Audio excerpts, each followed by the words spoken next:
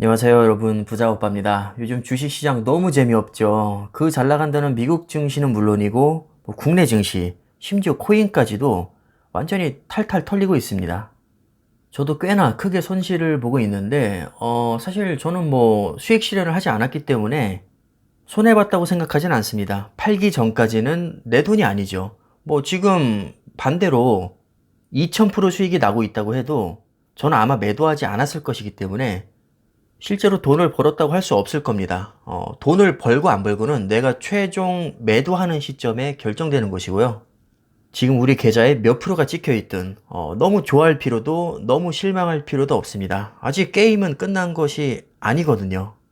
자, 하지만 제가 말은 이렇게 해도 기분이 좋을 리가 없습니다. 지금 고점 대비 저도 굉장히 많이 빠졌기 때문에 아무렇지도 않다고 하면 거짓말이죠. 당연히 속상하고 짜증나지만 솔직히 말씀드리면 이 정도 각오 없이 주식시장에 들어왔다면 애초에 마인드 자체부터가 틀린 겁니다. 이 정도 각오 당연히 해야 되고요.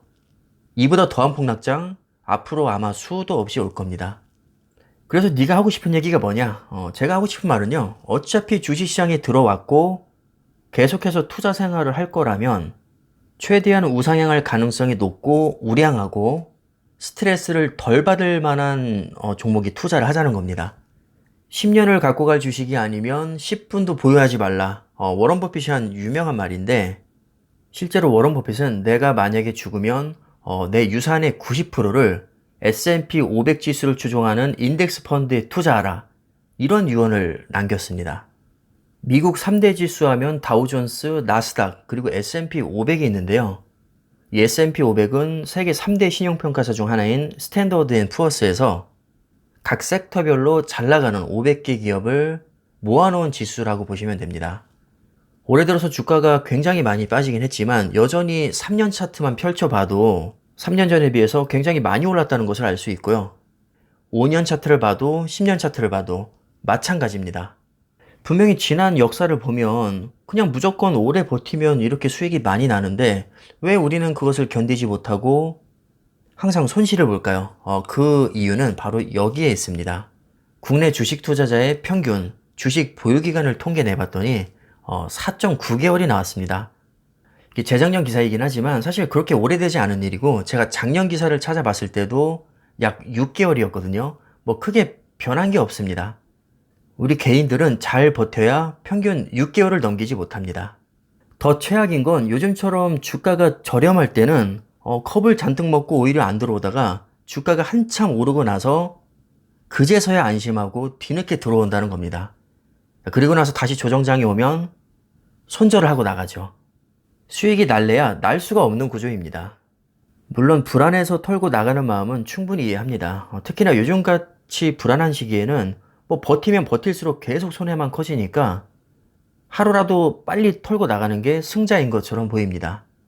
더구나 세계에서 난다긴다 하는 페이스북, 테슬라, 디즈니, 세일즈포스, 엔비디아, 어도비 이런 종목들도 최근에 다 나가 떨어졌거든요. 그 무거운 페이스북이 하루 만에 막 25% 이상 폭락합니다. 상황이 이렇다 보니까 미국 초우량주에 투자하기에도 겁이 나는 거죠. 왜냐면 그 잘 나간다는 종목들도 막 폭락을 하니까요. 그래서 아까 제가 서두에 말씀드린 게 S&P 500 지수를 추종하는 ETF입니다.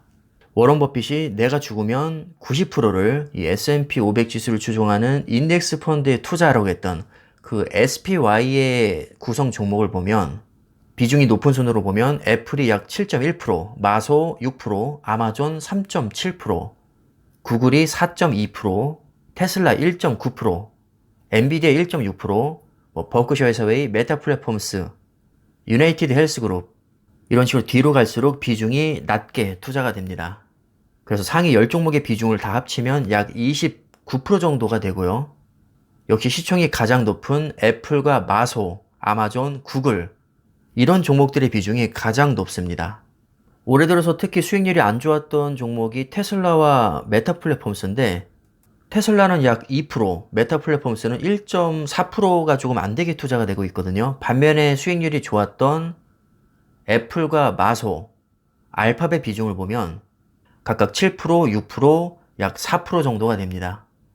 다시 말해서 몇 개의 종목이 크게 하락장을 맞아서 지수를 깎아 먹어도 나머지 종목들이 든든하게 받쳐주기 때문에 변동성 자체가 그렇게 크지 않습니다.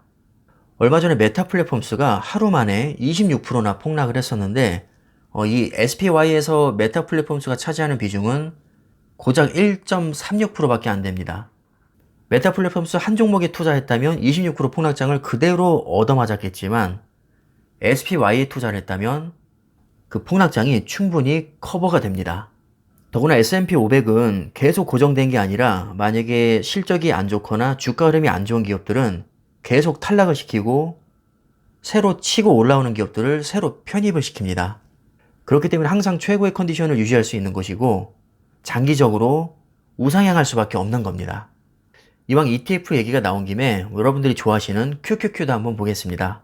비중이 높은 순으로 보면 애플이 약 12.5%, 마소 10%, 아마존 7%, 엔비디아 4%, 테슬라 4%, 구글이 약 7.5%, 메타 플랫폼스 3.5%, 브로드컴 1.8%, 어도비 1.8%, 이렇게 상위 10개 기업이 약 52%를 차지합니다.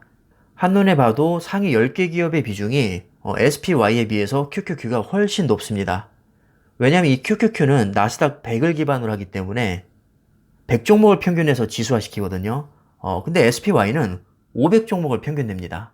500개 기업을 합쳐서 100%를 만들어야 되니까 각각의 기업에 돌아가는 퍼센티지는 낮을 수밖에 없겠죠. 그만큼 변동성이 작고 안정적이라고 볼 수 있습니다. 반면에 QQQ는 SPY에 비해서 종목수 자체도 5분의 1밖에 안 되고 특히나 기술주의 비중이 훨씬 높습니다. 기술주는 경기에 민감하게 반응하기 때문에 요즘 같은 하락장에서는 변동성이 훨씬 클 수밖에 없습니다. 그래서 요즘 같은 하락장에서는 QQQ보다 SPY가 아마 심리적으로 훨씬 편할 겁니다. 이번에는 5년 수익률을 한번 볼까요? SPY, QQQ, 그리고 삼성전자, DIA. DIA는 다우존스로 추정하는 ETF죠. 최근 5년 수익률을 보면 QQQ가 167%로 가장 좋게 나왔고요. 그 다음에 삼성전자가 97.8%로 두 번째로 수익률이 좋습니다. 그 다음에 SPY가 86%, DIA가 68%.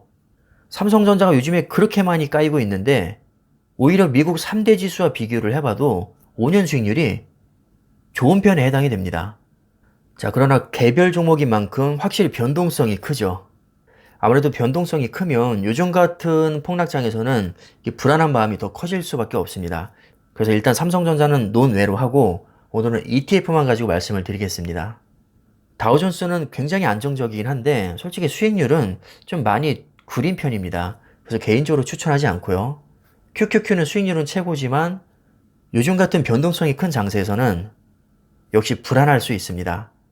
그래서 지금 시기에 장걱정 없이 그냥 무난하게 들고 갈 만한 ETF는 제가 개인적으로 생각했을 때는 S&P 500 지수를 추종하는 SPY가 가장 괜찮지 않을까 생각을 해봅니다.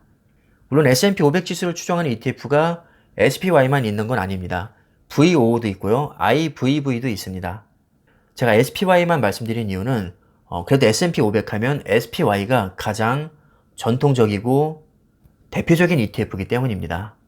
오히려 연보수는 IVV나 VO가 SPY 대비 3분의 1밖에 되지 않기 때문에 수수료에 민감하신 분들은 굳이 SPY를 고집할 필요는 없습니다.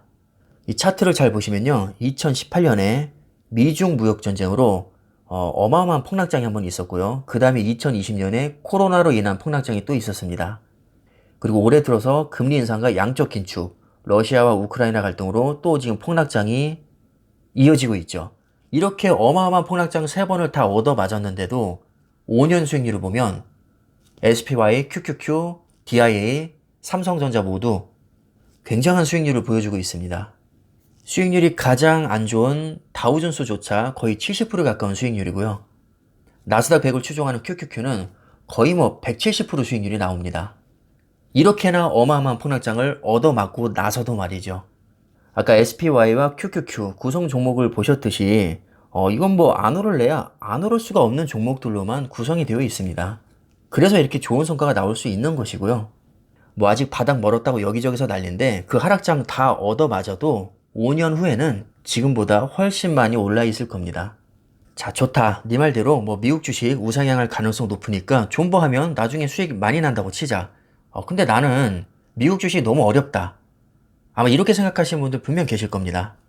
자, 하지만 걱정할 필요가 없는 게요. 지금이 무슨 시대입니까? 단군 이래로 주식 투자하기 가장 좋은 시대입니다.